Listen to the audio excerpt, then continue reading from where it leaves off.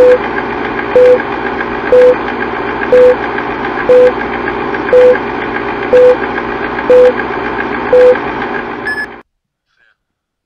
right, welcome. We made it.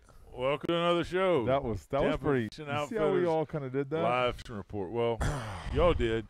So the only thing Travis isn't here tonight. I run as commercials. You can see. I don't listen, Bill. I'm running commercials. So I think everything's working, but we need to get this screen where we can comments.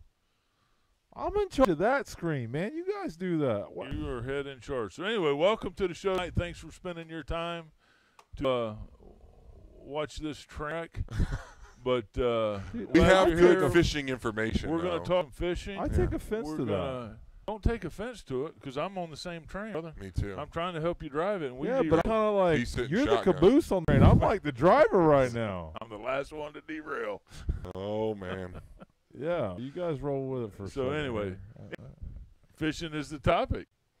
That's the show, baby. Fish show, report. Fishing show. Yeah, we're not going to – Jason and I talked on the way up here. We'd really like to talk cars tonight, but – Kurt, I'm going to stang to you, brother. We got a leak you ain't never seen before. You know what he said? They never leak. That's what that 5% of the person is you.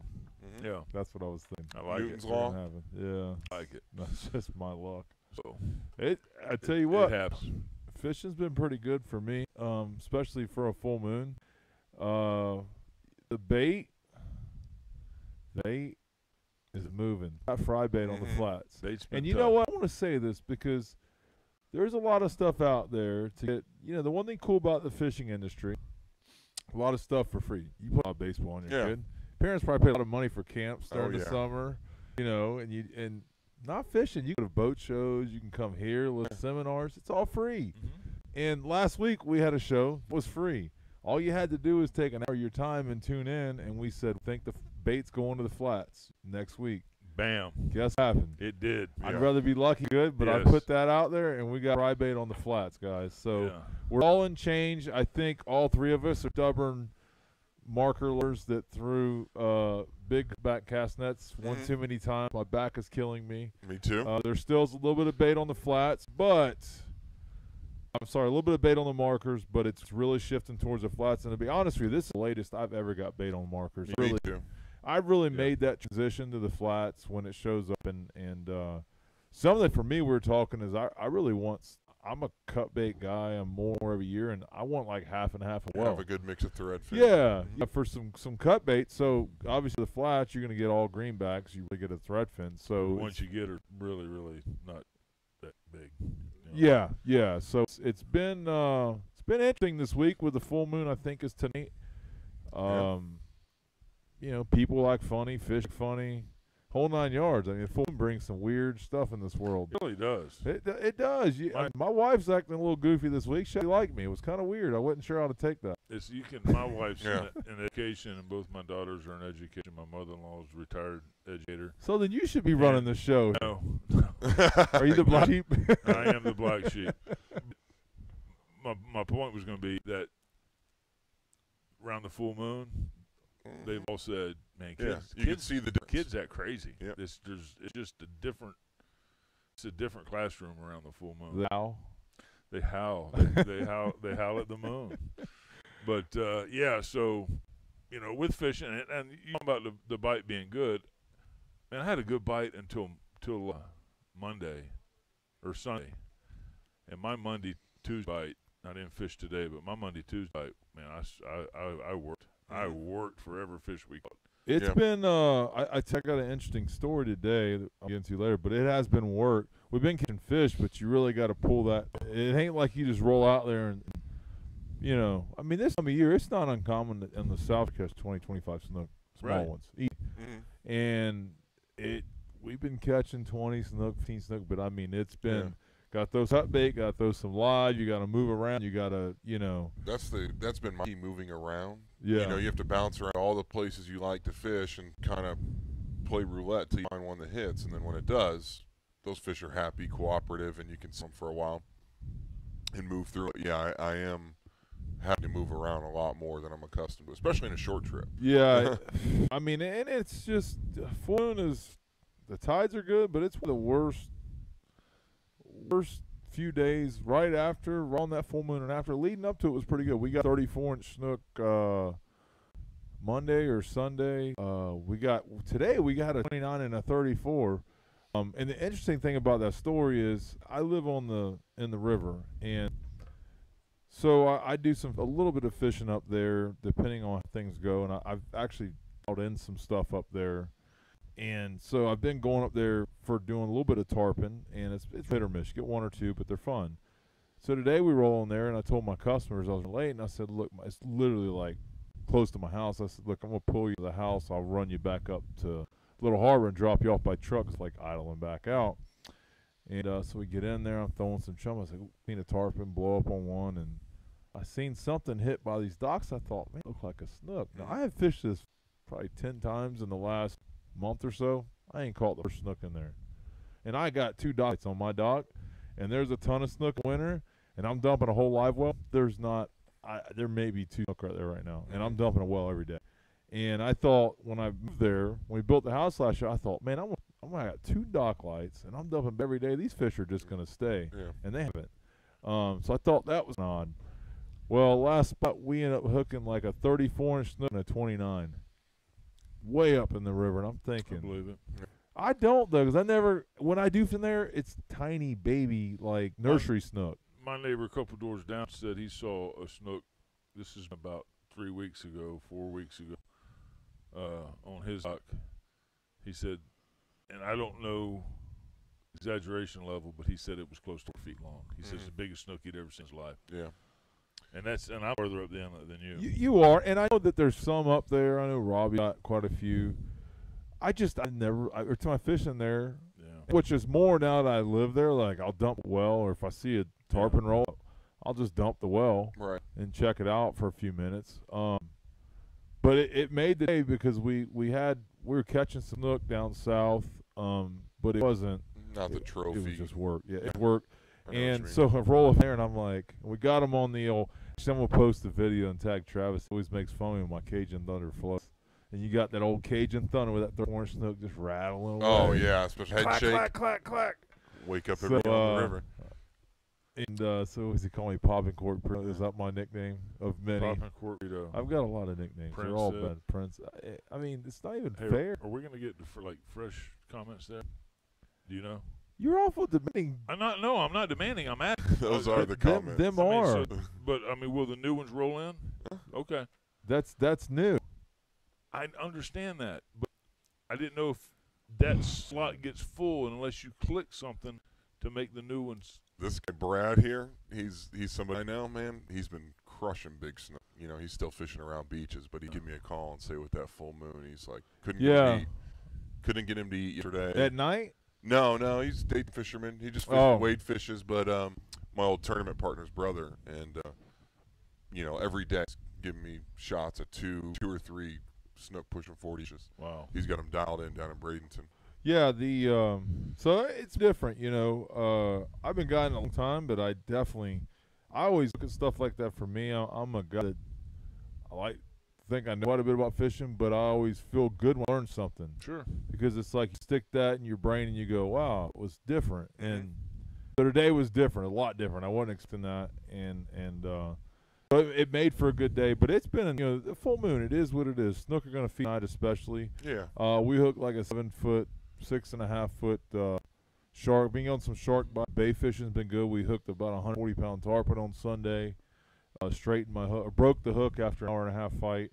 So it's been good. We hadn't hit the numbers though. It's been like I do some fishing for me, and I've been doing a little snapper. The snapper bite hadn't really been good. No. I get them chummed up. But maybe after this full moon. Yep. It was good Saturday. Well, the Friday is just starting. Yeah. That's my indicator. Like the route, what you're about to say with the fry bait. That's my indicator when I'm seeing a consistent amount of it. That's when I start to go snapper fishing. But it's later. I look back at my photos from trip last year and like my May trips and things, and we were hammering snapper inside the bay. I mean, some of the best snapper fishing I've ever seen. But I guess since I haven't seen that for a bit yet, that's what I like to use. That's usually it's showed up. It's not a lot. Like I went to the flats 2 days ago, and I'm listening to myself, and I'm throwing at this marker, and you get. I'm sure you guys are the same. You get stubborn. Like you're at a mark you're throwing, and you marking like foot of it off the bottom. Yeah, like I'm going to get it. You get like 12 Yeah. and 12 baits. I'm going, man, I can get more on the flats, and I ain't got to throw this freaking net that weighed 80 pounds. Yep. But you get fixated on getting bait there. Right. So I finally said, screw it, guys, let's go. We're going. I picked up. Well, actually, I went back and went to the flats, and I got bait pretty easy. I got mixed. Yep. But there was a small stone. This is the good thing about the flats bait is the mix. You know, Yeah. you get your donkeys, you get your mediums, Yep. you get some small ones. I thought about you yesterday. I was running out of the north end of the bay yesterday. I haven't been up there in a long time. So, of course, the night before, I'm thinking about it was bait. How am I going to get bait? You know, am I going to run all the way back to where I have been, which I really don't do. Yeah. Pressing for time. And I'm on my way, and I was like, you know what? It's got to be on the flat. So I just pull up on a whim, do it, and get up there, start chumming. It's still dark, the first one, and, you know, you see that glimmer in there, and you're like, thank God. Those ticks. Oh, those ticks, and you're like, thank God, because, you know, you're investing your time once you start chumming. But, yeah, it's up there, too. But on a whim, I was thinking about it, like, here I go. Back to the land of a thousand throws. Yeah, where that's what I call it. Because every Yeah. time I go to Gandy, I throw that dang 1,000 times, Yeah. and I get 10 baits to throw. Yep. And then somebody that felt there all the times leaving, going, we smoked it, but I'm pretty convinced that Gandy is they're smoked it as 150 baits. Yeah. Maybe. I mean, but I always thought, you know, the fish in the bite pretty good up there. I either catch big fit Gandy now or I don't catch a whole lot. Yeah. Part of that for me is like, I know a lot of the stuff that everybody else knows now because I don't fish up there, Right. and it used to be pretty good. Now them spots are just Now they're over with worked over. boat traffic. Yeah, so I have to go to the drawing board. And That's the tough part. I will say though that I think there is more up there to get away from boat traffic than many other places in the bay that I grew up fishing. yeah, You know, so yesterday I told my clients, I said, even Tuesday, we're going to be bumping into some boats, some of the hot places we're going to fish. But if you're up for it, if you want to get on the grid and roll the dice, I haven't been checking spots lately, but they produce this time of year, especially on a high tide. So let's go. So You can't get out of the way. Not excluding Weeden Island. As you go to Weeden, it's every day of the week. Boat show, but there are places up there you can kind of get to yourself. Yeah, you might see one or two boats the whole day. And that's what we went and did, and we had good results. We had to bounce around a little bit, just like you're describing on the South, where you know, you might have to go and check 8 or 9 spots before you get the right mix of fish to cooperate. When you do, you know, they see well. Well, the South Shore this year, it's as crowded as it's ever been. Yeah. With that being said, to me, it's still the least crowded in the bay. There's just a lot of rural area, and it compares St. Pete or Tampa, just no comparison. It's the biggest area. That's the thing. Yeah, you're there's probably so right. much- And you have to make long runs either. right, It's all a stretch. It's been so frustrating. But at the same time, I'm just happy that like you and Ty are fishing on our side quite a bit. I can go up to somewhere and there's somebody that I can coexist Friendly with. fires, what I call it. Yeah. Like like me and you, we go, hey Rick, you squeeze in there. Yeah, no big deal. You guys are the same way. Before we didn't have as many guys, but it was it reminded you wasn't calling and you were. Matter of fact, I think I'm gonna go opposite. Absolutely. So and them guys are still around but we've got some good people on our side, so it makes it nice and of course Chet's back in the game and we've got to be pretty good with him and he's always fun to fish around, especially he's just laid back, is going to be coming back into it. But it's a good time. It's, weekend people are, they don't bother me a ton. I mean, it's just a lot of boats out. Like, we had a tournament. Tournament was a couple weeks ago.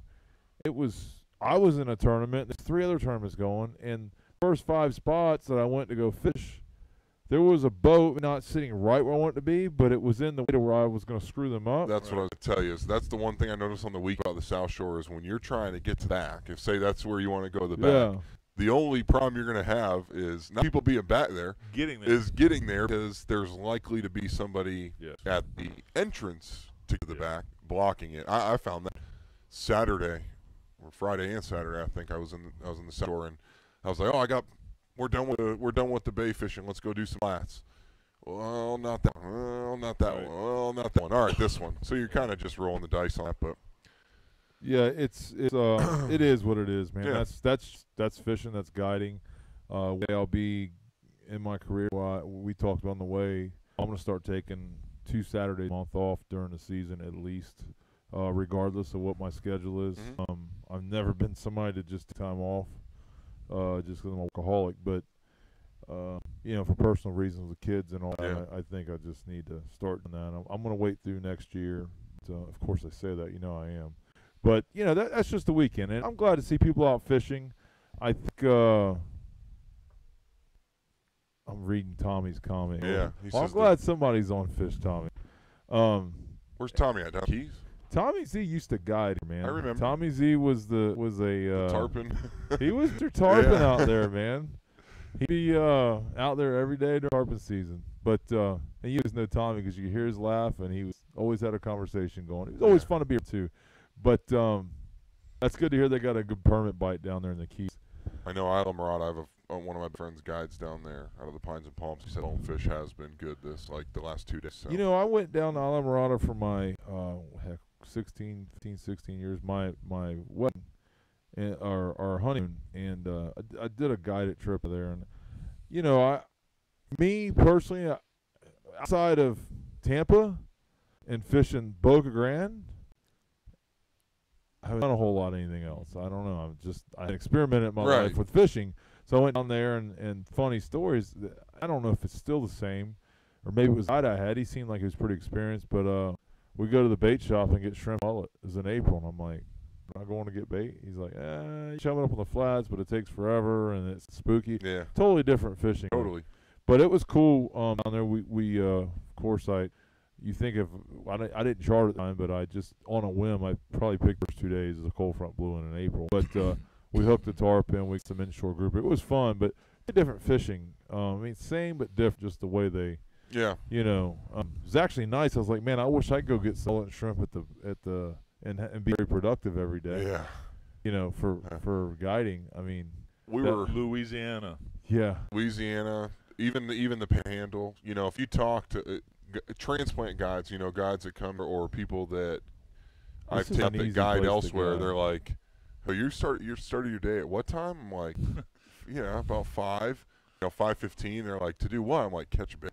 Yeah.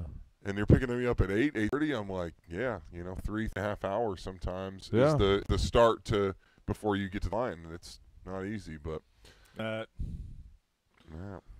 Ken Mercer, you guys planning on 10? What are you guys doing for ICAST? Next week, the 11th through the 15th. If ain't on ICAST, you ain't going, brother. Yeah. I'll be in Georgia.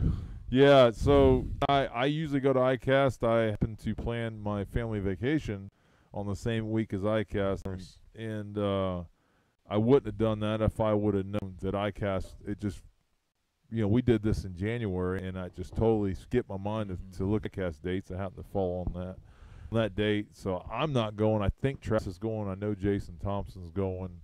ICAST is fun. I enjoy it a lot. I get to, now that it's in Orlando every year. Or what? Or hobnobbers. I know what that is. You like hobnobbing with all those people. I like to talk with people, and then I get what to is it called? Brushing shoulders or bump? Yeah. They're hobnobbers. Well, I have to. I don't have to, but I feel the necessary need to do that sometimes. I've never gone. Really? It's fun. Not a hobnobber. You're not much hobnobber. Last year for the first time. I'm gonna go back again. I'm gonna do. It's fun. I'm going Thursday with crew from Tampa Fishing Outfitters. So yeah, you have as much fun if I don't go. You better. You're not gonna be there, are you? I can't go. I got. Jay, Tom, and Travis are gonna have some big shoes to fill. Then. They are. Jay can do it. Travis, I don't know. I seen him with about 2 fireball shots. I thought he was gonna die. So I don't foresee that going too much further. Look at Tom. I haven't thrown a net since I left Tampa Bay. Oh God, how good does that feel? Tom, what do you guys use for bait? I asked that question. Plugs, mullet, and I know. God, anything but white bait. Ken, you gonna be there at ICAST? But back to ICAST, it's a good event. I think some of the issue is it used to be more productive as a guide or media, so to speak, to go there. You'd meet current people that you deal with, and then you would possibly meet a few new sponsors or get on some programs with people. that's gotten real tough because there's so many guys on now. Yeah. And these people say, hey, my name's Captain so-and-so, and they're like, everybody's got a hand out.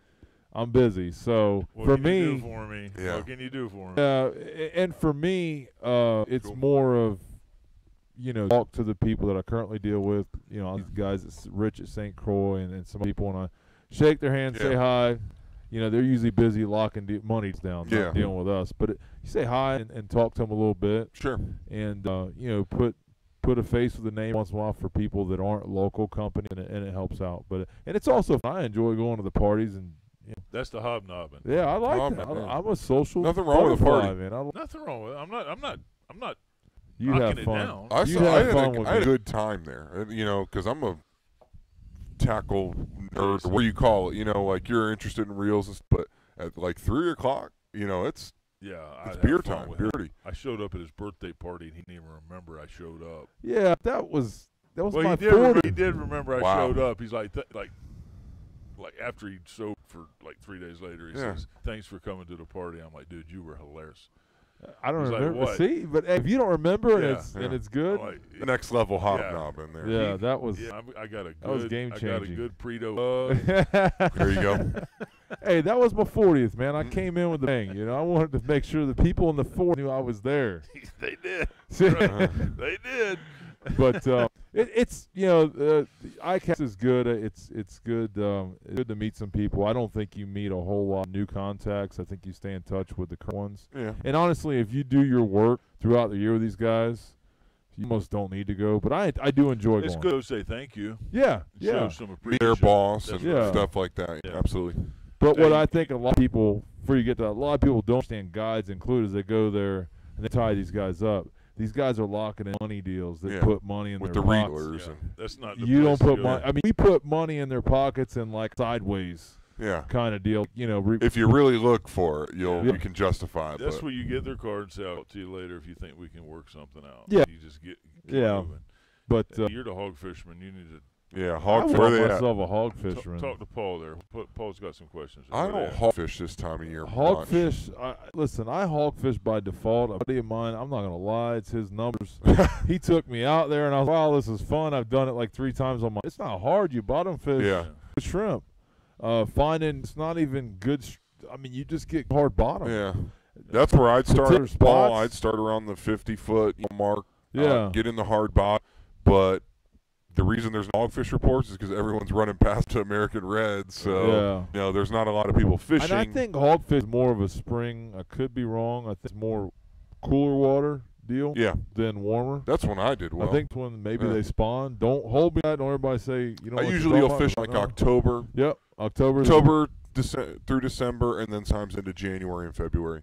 I mean, anything I've posted on Facebook for hogfish, I'll be up front. It ain't what my numbers is. My buddies. He just happens. And the only reason why he knows, guy that I cast, man, he was a good hog fisherman. Oh, it's worth it to go. You get a hogfish number. But it's a good buddy of mine, and got to be real good friends. Now, do they move in the winter like grouper will do? They move in. I think they just be happier. I don't want to hogfish this time of year, so I'm going to be totally transparent. Any offshore guys that comment on this, help us out because we're my guy that caught snook in the river today. I mean, you're after hogfish. I'm kind of just rolling with it, so to speak.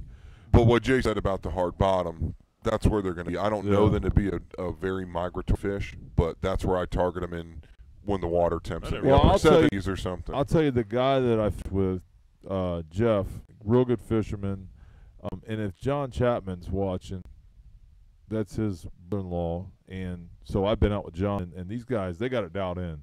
I don't mind if you posted the numbers. I mean, that way Paul can go check. Yeah.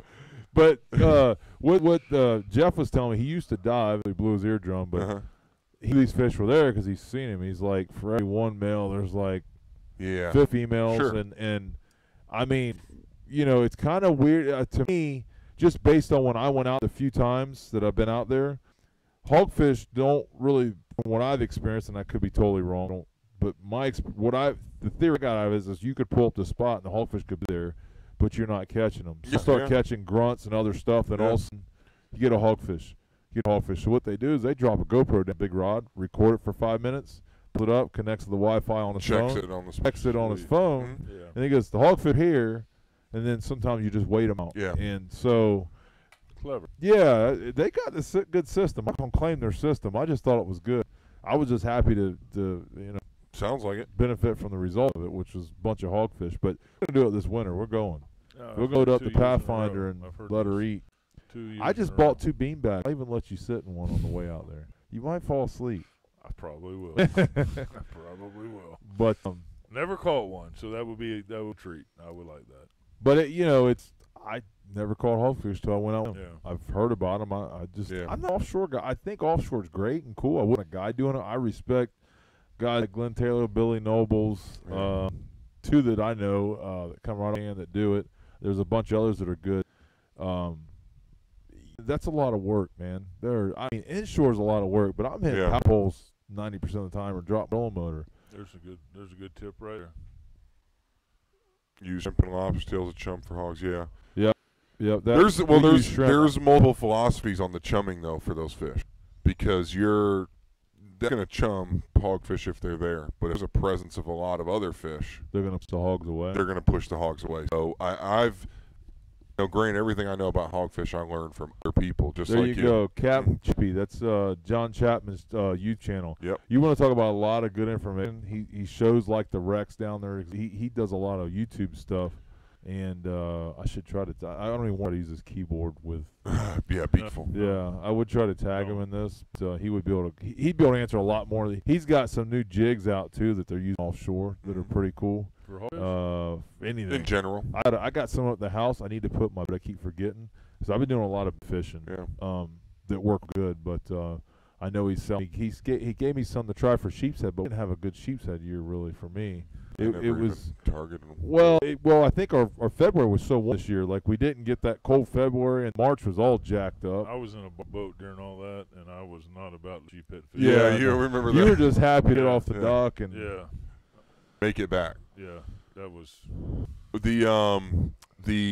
did a seminar here last week. Ty Colby came and did it. You guys were were doing the show. So one of the tips he gave away, and I've seen it firsthand, and you told him in a seminar, I guess we'll tell him here, rock shrimp from the grocery store. Yeah. Really? They're hardier, smaller shrimp, and apparently they stay on the hook better, and it's just more of a bite size for the fish, and he says they can't lay off them. Point, they invest a lot of money when they go their hogfish runs. So in addition to your lobster shells, which I don't happen to have a lot of lobster shells laying around anyway, so but rock shrimp is another one to mix in. There's a lot of good species. To me, like tarpon, people go with shad and this and that. Yeah. I'm not going to spend my one day off going to try to hunt the bait. Like, that's just not a fish. If I can't catch it that day, I mean, even the crabs, the past crabs are a pain in the rear, and you can't keep alive. Yeah. You can't buy crabs. $3 a crab. They can't get them. O'Neill's can't get them half the time. I call Will's like, hey, got any crabs? I need like a dozen. Talking to Chaston Whitfield. Saved my butt a couple times over the last couple weeks when I need crabs. Oh, yeah. Ready to go, on demand. Down in Eatonton, I pull up to Kingfish. He's there. I'm not going to give her prices out, but I'll gladly pay it any day of the week. Yeah. Well, just to get them like Ty, we're talking about hogs. We just finished talking hogs, buddy. Yeah, we're done. Sounds like we're on tarpon crabs now. Well, I'm like, y'all, man, I ain't going out there on the day off. I mean, I don't mind, like, in this year I almost did it, tarpon have become, I'll tell you right now, fishing the passes and the beach has become a train wreck. It's not a very good promotion, but it's the truth. I've hooked, the few fish, big ones I've hooked have been in the bay. Every time I've ran out to the beach, the conditions ain't been right, and there's been too many boats, and the bites just haven't been good. There's a bad combination in the last few years with tarpon fishing. More anglers and fish in crappy weather, crappy spring with that are pushing our runs back. You take them 3, and it's going to be, a struggle. Mm-hmm. Tarpon never been easy, but it ain't getting no easier. Yeah. And I know I'm not getting worse at it. It's just, it's tough. So, I'm trying to concentrate, the bay a little bit more, and it actually helps with Travis because he does a lot of bay tarpon. So one thing about tarpon, it always helps to have a couple. You don't want like 20 people. Yeah, but a nice like, circle. You go one way, I go the other. Yeah. They're over here. Yeah. You're there. It helps you out because especially in the bay. I don't care how good you are when you're guiding. You need a few friends to lean on, Fish whether it's tails. bait. Yep. Fish have tails, and yeah, Angelo, you can. Yes, yeah, blue crabs. I'd rather have small blue crabs for the fact that you can keep alive for weeks. You get the small one. The only problem with the blue crabs, they shed that shell right about the perfect size, and then all of a sudden you get a crab with a soft Let's shell. talk about that. So we get a lot of traffic through in the store where people want to know keeping crabs alive. Can you? How long? What do you do? Let's say that you're out on the water, and you got a guy who's maybe has access to crabs Wednesday, but he's not until Saturday. What would you tell him to do if not living on the water? Will a bait bucket with a bubbler work? I don't know about a bubble with a bait bucket. I hear you put them on ice and wrap them. That works like just as good, like overnight. I don't know, 2 or 3 nights. I don't know about the bubbler. I'll tell you this: that the Little Manatee River will not hold past crabs overnight. I had 6 or 7 of them in a pen, put bait in there, dead as a doornail. And 10 hours later, did you take the claws off? Yeah. Okay. They won't live like the water's not right because Jim got 30 of them. That night, 9 o'clock, woke up the next day to fish for Jim Lemke. Probably too much rainwater right there where we're at. There is because they lived at Little Harbor. So something, I will tell you something with River that now the blue crab. It's a salinity, I'm sure. Yeah, it has to be because that's the only thing that's different. I mean, everything was, I had my big pen. Only had like 7 or 8 left, and they were dead on the doornail. So I'm still kind of learning on keeping crabs alive. The blue crabs, you can keep for weeks. The key is cut a bunch of threadfin, cut any kind of bait up, carcasses. Give them some food. Yeah, open. You want something with where they can get to the meat. Yeah. Wet newspaper. Wet newspaper's a good one. With ice or anything like that, keep them chilled. Shrimp will do the same thing. Yeah, Shrimp will do I don't the know same. how long they stay. A couple days, a long time though, in a cooler. Ty Colby's claiming 2 weeks, dude. You're gonna prove that to us. What? Come on now. Sounds like a fish story. Is that a cat saying that? That's a cat. Oh, you also got that 40-inch yesterday too, didn't you? I threw in a, I had to do that the other day. I had some good crabs. We didn't use them all the bites on threadies instead of crabs, so I had these leftover crabs in my front well. That front well just has a recirc, so I just put that on. I was good overnight, but granted on the water the next day. Yeah. But we get asked a lot, Maybe put a frozen jug of water or something there. Keep it cool. The water temperature down a little bit. Yeah. Yeah, that's the other water temperature is so hot right now. It just cooks them. What is it? I got negative 58 degrees again on my reading. 89.7, the hottest I marked in the upper bay yesterday. I had 88 yesterday. I ordered the wrong adapter for my Simrad. I got negative 58 degree water temperature. It's hot. It's everywhere you go. It's hot. It's just hot. I mean, he's fishing a lot cooler water than we are. Yeah. Negative 58. Everywhere. That's cold. Everywhere. If we could find somewhere kind of like a good middle ground, between the negative 58 you're fishing and 89.7 we are. I know. We'd be be in good shape. Ty, I don't know if I could pull that off at home, putting the crabs. In the fridge, no. Dude, I don't see that swinging. The last time I had a box of threadies in there.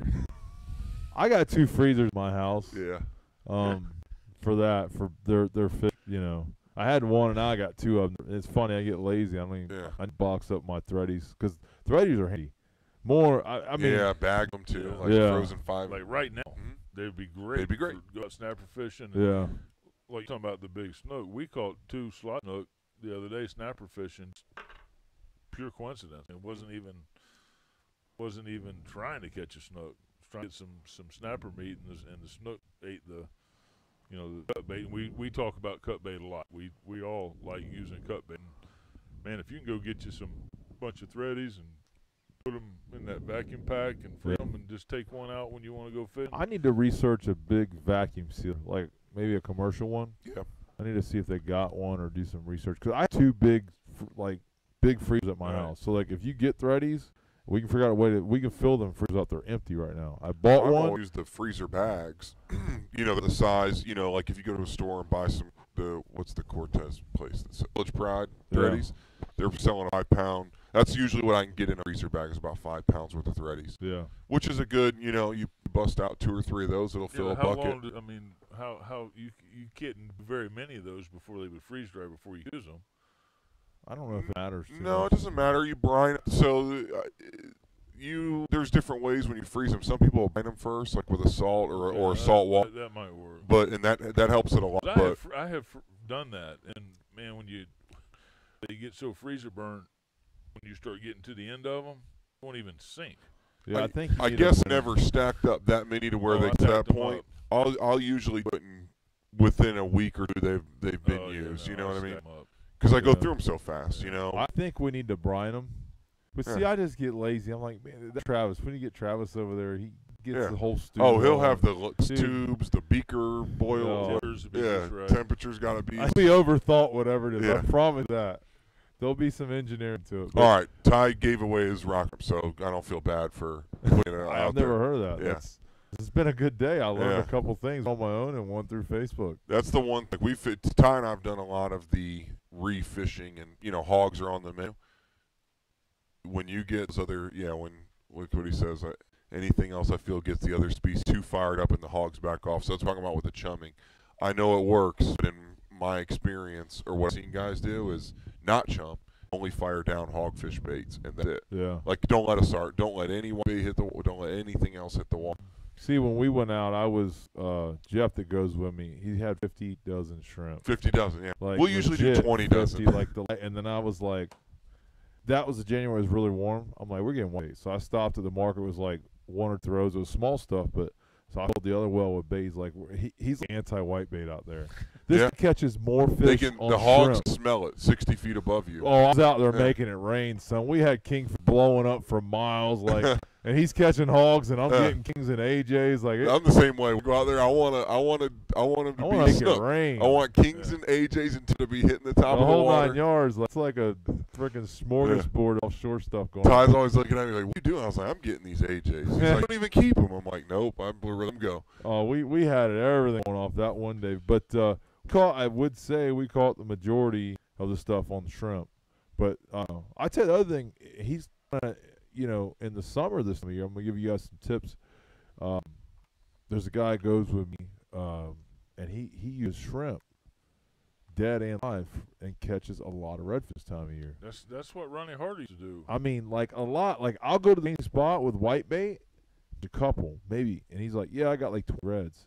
And he's just firing up underneath the trees. And I keep saying, I'm going to go get 2 dozen shrimp, but you know how we are. We're kind of stuck in our pattern, and I don't do it, but it's a good thing to do. Use even some frozen shrimp. That's something that it's in the freezer that I might use. I haven't done a whole lot of reading what Nick said here. Yeah. Sink your crab pen at the bottom of the cooler. I know he's been sticking water and stop breaking the claws off. I load my pen and keep them alive. Until they're gone. They're using pass crabs or blue crab. Yeah, I guess it depends on what I've heard about breaking the claws off is the size they're going to be in. If they're going to be in a bigger space, it's okay to keep on. Yeah. But if they're going to be in a tight space, I know they fight each other. They fight each other, and well, see, and this haven't been at O'Neill's, but when I was there, we'd have like 60 men like straight loaded up, and had to break. They would. I had a pen. It's one of the pens they sell, big ones. But dude, they're on top of it at the bottom. Mm-hmm. And what amazes me about blue crab is how much they eat. I was like 5 carcasses in there in a couple days. Like it's gone. It is gone to the bones. I'm like, oh my god, you'd have to feed them constantly. Yeah. So that's interesting, Nick. I'd have to, we might need to try a cooler. I got a bunch of coolers at the house for crabs. Well, you said he said sink it to the bottom. So it's in cooler water. Sink your crab pen to the bottom. Yeah, it is at the bottom. At my house, it didn't matter. It was at the bottom. I think yours might. I think it's fresh water. Mm-hmm. I wonder if I block my well off, like an overnight deal, and then put in a cooler with that water. I'm saying not take the fresh water running in, keep the water from outside the river. Just put a bubbler on them. Yeah, I don't know. I wonder if it's the salinity or I don't know what it is, because they're usually pretty hardy. Now, I haven't tried the crabs. It's pass crabs. Pass crabs are great. I think they're the better crab of the two. I'd rather have blue crabs because they stay alive forever. Mm-hmm. So, but that's all interesting stuff. Crabs, it's a toss-up. There's nothing worse. Like, I know Jason went out. He spent like 2 hours dipping an hour, came back at 9 o'clock and woke up the next day. He had like 40 crabs. Like, he was going to get some. That's terrible. And every one of them was dead. And I'm like, I kind of told him, I was like, man, you need to take the harbor. Mine died last week. He's like, oh, they're all right. they were slap dead. I mean, not even close. That's the worst. Oh there is no worse thing than you put in time for crabs. And they're all dead. I mean, not even like up one trip and they're dead. You're like sleeping a little bit. Oh my god, like, that happened to me at the beginning of the season. It was. Oh god, yeah. You sleep in. You're right. Like everything's good. You don't worry about all the threadies. pressure's off. You know, I don't need anything else. I got these crabs. It's gonna go off. I'm gonna be out there like as the sun's been up for that first hour bite, and then wake up and they're dead, and you're like, okay. I think I'm gonna go back to bed. Yeah. But yeah, that's. We should experiment with some of the stuff. Honestly, during tarpon season, I'm so tired when I come in. I just want to clean the boat and lay down. I learned that. We used to go years ago. We go to the Skyway at night and catch whitebait. When they let you take a trailer on with. Oh yeah. And we'd throw the nets in the wintertime when we couldn't. You know, the weather would be too rough to go to the markers or whatever. Right. So we'd go to the Skyway and we catch a bunch of whitebait and bring back, put them in a pen. Went out one of those. Not the same store, but kind of, you sleep in. You're like, man, we're going to show up, 9 o'clock, letting it warm up. We got all the bait already caught, and I go out there and lift the pin up, and every whitebait in there dead. And I pull it up, and there ain't a whitebait that's got you an just let it go eyeball down and walk in. It's got an eyeball left in their head, and there's like 30 pins swimming around down there. Yeah. I'm like, okay, I just learned something. Yeah, you can't have a pinfish. Do not leave pinfish. those pinfish with those whitebaits at night in the pen. Fish are hardy. You get by with one or two. Then you'll just be missing tail. Piece of tail will be gone. Man. I'm going to tell you a little thing about pinfish, too. Pinfish are hardy until you get in that brackish water. Oh, yeah. Like, I mean, whitebait is stronger than... I know that because I've been fishing tarpon in areas where brackish. I will say this. Them little tarpon love pinfish. Yeah. If you can, but you only get like one or two cats, and it surprised me. Have you tried fishing those? Because I know where you're at, and I'd fish the same fish. Have you tried them on cut bait? Can't. There's been catfish. Yeah. I was catching. I had the guys out. I haven't fished. I was curious. I'm afraid. I don't know where you're talking about, but the place I go to do it, and we do get the big snook mixed in with them too. Yeah. It's white. It's really the only thing fish is whitebait. The pinfish won't stay up on it. Yeah. Dead bait's gonna get you a cash or a small shark, or a gar. Or a gar. We get gars mixed in. Well, I'll tell you what else I kind of figured out, because this is, I won't go ahead and give some of it away. It's, it's an area I go through every day. So I used to think I'd see the fish roll every once in a while, then I would see them not roll. Then I just started fishing them. I think what I figured out is when fish don't leave, what it is when there's a lot of fresh water, I think they're gawping oxygen more, so they're showing more. Because I stop and fish in these areas, and they're there, they just don't show as much. So I think they're always there. I really concentrated on small tarpon last year and a half, 2 years, like more and more. I find out that people like it a lot. Oh, yeah. And it's pretty cool. It's like you're catching a tarpon, but you're not going through the crap of catching a big tarpon. Not to mention the act of getting a big tarpon the boat. That was Sunday. You know? We had one of my customers, and he had his young nephew or something, and he's like, he's all pumped up about fishing, and so we're going to tarpon fish, and we hooked 2, and the second one, and I'm watching these fish go by, and you know where they are. They're shallow. You can see every single one of these fish is 140, and you're looking, I'm going, holy, I don't want to hook that one, don't want to hook that one. Well, hooked one, flew it, sat down. I was trying to figure him out.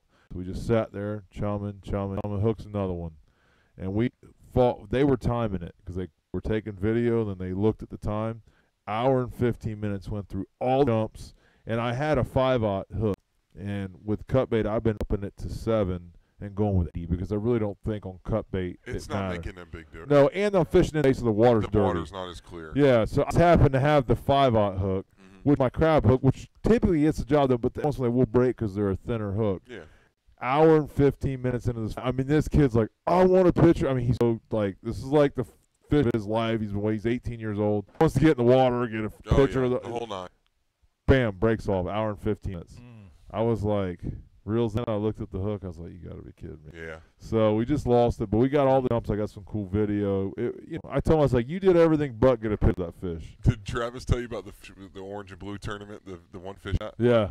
That had to hurt. That hurt. That had to hurt. I'm sitting there trying to get a guy buy a boat from Canyon Bay, and boom. Answer that quick. James, you're usually get more jumps out of the smart ones too, which is correct. Angelo says, why? It's kind of like small snooks. It's like kids. It's like kids. They never run out of energy. They got all this pent-up energy. World. But you notice the same thing with snook, too. A small snook is going to breach the water more than a big one is. Right. So it's kind of the same deal. They don't have to have as much weight to launch. The last juvenile tarpon hook, I saw it come up behind the motor. It must have been 15 feet in the air. It was one of the most incredible jumps I've ever seen a tarpon do. And it was on about a 20 to 25 pound fish. I had one last year, about 30 pounds. Mm-hmm. Jump, and he flipped in the air, and I looked, and he was even with my T-top on my tower. Yeah, it's easy. And, of course, we lost him, but I was like, that was the coolest thing. I mean, tarpon, it's like if you watch the ones, you really gather, you can by reading what they do, you can learn a lot about the fish. They're powerful, and they're very sporadic. They make jumps, they make bursts. Yeah. And they just lay on their side and just take a break. Use their weight. But they're different, too. Each, they have one personality. Yeah. Like yeah. How many you hook times have one you hooked 120 tarpon, he jumped 6 times, and you hook a 20-pound tarpon, he never jumps at all. You know. When you see that sucker come out and half comes out, you know it. That's a man's fish right it's there. like Hold on. Going to be Yeah, there for a that's while. Right. That's right. And That big boy can't even get out of the water. When you hook Nook and nothing but the head comes up and shakes, usually you got that's pretty good hair. Look at this. So we had a question from one of the last guys. He said, what good tarpon setup? And we got these 2 answers. 2 awesome guys. Got Ty Colby, 7.5, 8 foot, I'd say like 15 to 30 or 20 to 40 spinning class rod. 6,000 or you're spot on that. And then you've got Dustin Pack, who's he's an upcoming fly guide, man. He comes in our store a lot. Okay. And he's got the 12-weight Orphis H3. I know nothing. I mean, I know very little about fly fishing. I'll take his word for it. You know what's funny about tarpon, and I do both. I have a background fly fishing, but I've always done live bait. Now I guide live bait. There is one fish in particular that if I could target any way and they cooperate so much better, it's a tarpon on fly. Really? These tarpon that are giving these head. Now we're in places, especially when we get in the, let's call it like the 3 Tampa tarpon spots. There's no secret to what they are. Mean Point, there's Skyway. Yeah. Those aren't the fish I'm talking about. When you start getting beaches, the tarpon triangle. The tarpon triangle. Yeah, that's what I call it here all the time. When you start getting on beaches in these places where there's medium or moderate boat traffic, not like those fish would probably not cooperate on fly even. But I am 100% certain that if you told me you needed to go catch a tarpon, I'd rather put flies in front of them than a crab, than a threat, than any other. Really? Absolutely. I had at least hook one that way. At least hook one that way. Yeah. Now, and then people are always like, how do you catch them on those fly rods? You put a 12-foot, especially the one or 12-weight he's talking about. Yeah, that's a meat stick. They are meat sticks, man. Yeah. They will turn fish. You can, what do they call when you bury them? You just bury them. I think a fly rod can bury a tarpon better than a spinner rod. Yeah, I know fly fishing's cool. I just, I think Rick, I relate it. In our point in fishing, it's work. Yeah. And I would like to, with the amount of energy that I'm going to exert, with the amount of time I have extra to do it. Right. The ratio don't work out for me, so I just don't do it. I could take it and go offshore for fun. That's what we were talking about earlier. But you're not going to pick up a whole new method to fishing. No, I get it. A hard method, an advanced method, because it is maybe down the road, but yeah, you're right. You're right. So it's interesting. The fly guys they're cool. They're their own guys that are hardcore, their own people, so to speak. They're good. They're typically good. They're very patient. I think fly fishing would make us a better fisherman if we put the time in. Oh yeah, because you would gain more respect. It is so much fun. I'm not a fisherman. Yeah, I fly fish. I'm not a fly fisherman. Right. I'm dangerous, but every time that I've taken my fly, one of my favorite fishing trips of my life, I was fly fishing. Yeah. But once you get that fly rod out, you'll never pick the rod up in the boat. I'm telling you, it is absolute addicting. It's like shooting bow. Yeah. People that bow, they understand. Yeah. You guys don't understand what I'm talking about. Different than ammunition. It's just there's something about it. The hunt. Well, I had a guy Sunday. Way more gratifying too. It's partly the hunt, but what it takes to achieve what you're trying to do. Yeah. As where a spinning reel or a bait caster, well, bait caster is a little bit fatigued. You throw it out there, but the fly, it's not just about the cast. It's also about the presentation. Yeah. I had a guy fly fishing. He's like, "Can I be my rod?" I don't ever claim to be. I'm like, dude, I'll put you on fish, and I'm gonna chum them up, and you do what you want. Put a fly in there. I was like, listen, I know this ain't for the purists, but I don't tell if you don't tell. Just take the picture with the I had 4 people on the boat. I got a freaking tower with a T-top. I got a guy in the back trying to fly with 3 rookies up I saw front. the video that one day. I'm like, dude, this guy caught 2 snook and a jack on the fly. I'm like, man, I don't. He was pretty good, but I got rods off the back. I'm going, he's gonna break something. And 3 guys up front are just, they're working me in pretty good. This dude's with the fly in the back. I'm watching, like I see him whipping it, but he was good. He caught 2 snook and a jack, but he was snook was like that big. He was just I saw the video of when you did that. Yeah. I'm thinking, I know what a tester that is. And you got a tower. Yeah, and the tower, but it all worked out, and hey, we made it happen. But Dustin, I'm gonna put my devil stick down. I'm gonna come out with you for some tarpon on your boat, but then you're gonna come out with me, and I'm gonna fire up AJ's, and you're gonna put that same 12 on an AJ's face and see how much fun you do. Yeah, because they'll eat anything. They'll eat anything. When you get them fired up at the surface, and you think a tarpon is rough on a fly rod, I think the AJ's a little tougher. I'm looking forward to it. It's as long a fight, but you're, oh, God. Well, my buddy Jeff went out Sunday with his dad, and I think they're 120 foot away. They wrecked the snapper. Yeah. Wrecked him. So he's like, yeah, we could run the Pathfinder there. So I don't know. I might. My schedule needs to back off a little bit, but I'm down. Just get it backed off. We could take my boat. That's what we could take my boat. I'll let some else drive. I want to sit in that beanbag. And I'm tired of driving boats. I want to be the passenger.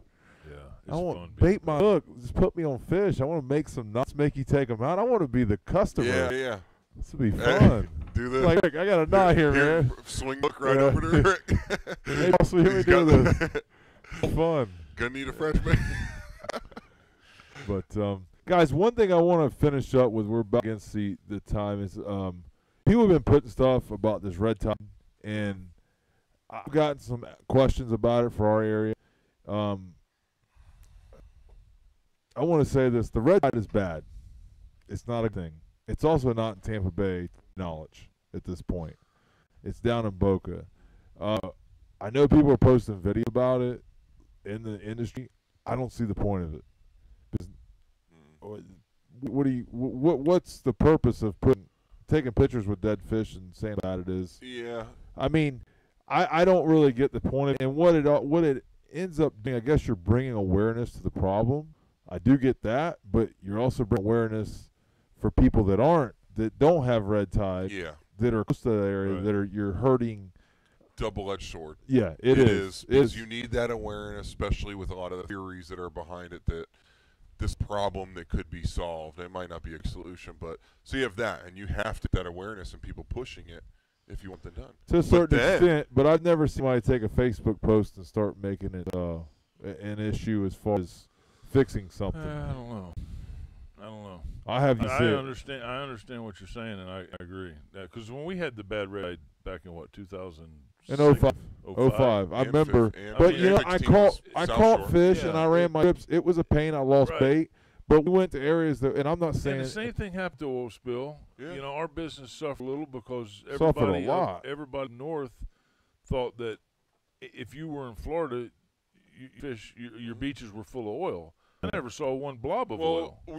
I was affected last year in the hurricane. It's like all the trip from that week. I didn't even get my PVC knocked down at my house, and I'm on the water during still hurricane. Have people that don't want to travel. And it's what I guess what I'm saying is the perception. So just be careful when you push that out there, and look at the picture. What are you really pushing? Yeah, well, maybe because you're. I understand why people do that, and maybe the answer to that is just to counteract their post with another post saying, hey, in Tampa Bay, we don't have no red tide. We don't have no issue. And just kind of, respond to theirs so the same people that are reading theirs. Because, if it was here and there was no action being done, I would be screaming, jumping up and down, posting stuff because I want some attention brought to it. Exactly. And I want it fixed. Yeah. But what's the fix? What do you think the fix is? I don't know what the fix is, but staying quiet's not the fix. The main what do they? So what do they think? The runoff, the charge, the quality, poor water quality getting pushed out there, and it's. I'm not a scientist, but it boils down to big sugar is what they're saying. Right. But who knows? Open to our screen. We're done. We're out. Did we go out? No, we're. GoPro went dead. Yeah, Go went dead. Okay, you're just going to have to listen to us and not see us for 3.5 more minutes. All right. We do. All right, guys, we're going to end the show because you can't see us, and we're done with the radio. So. Okay. We know that people don't log here what we say just to look at it. Yeah, I know. Guys, we'll see y'all next week. GoPro Ed. Cool. GoPro here on charge. If Travis gets mad. Blame it on me. Let's not leave GoPro, man. I'll pay for it. It's not going to go on, dude. There's more expensive stuff than that GoPro sitting right here. I told him I'm going to leave it here. I'll pay for it. That one's easier to walk. Dude, I'll show you where to put it. Absolutely no one's going to mess with it. I don't think anybody from here. I know what I'm saying. It's the third time I had an issue. And he actually was okay with it. I said, why don't we just leave it?